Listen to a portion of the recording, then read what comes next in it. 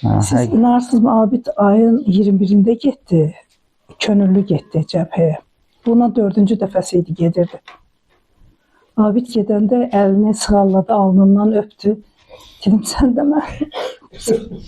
Mən də səni öpmək istəyirəm. Siz inarsınız, mən onu öpdüm. Üzündən, gözündən, boynundan, pencəyindən.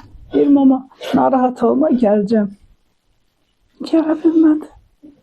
Siz inarsınız, mən gedəndə ona oruç tuttum. Dedim ki, ay Allah, mənim balam sağ salamat gəlsin, oruç tutarım. Başladım mən oruç tutmağa.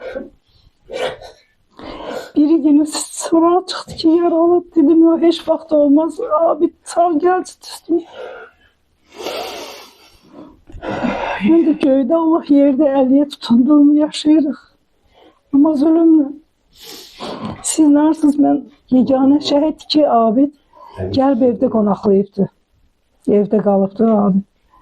Bu qeyri-ixtiyarı mən səhər tezdən sübhə Abidlə qucaqlaşdıq, yatdıq biz, oturduq.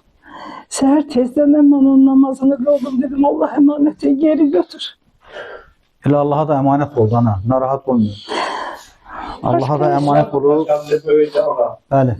Belə evlad bastıranlar, elə bir bastırdılar getdi, amma şəhidlər ölmür, onu biləsiniz. Bu etadı deyər. Allah'ına qaldı.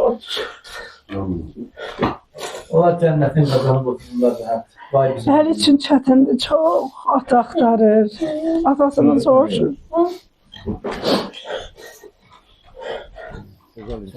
Değerli dostum.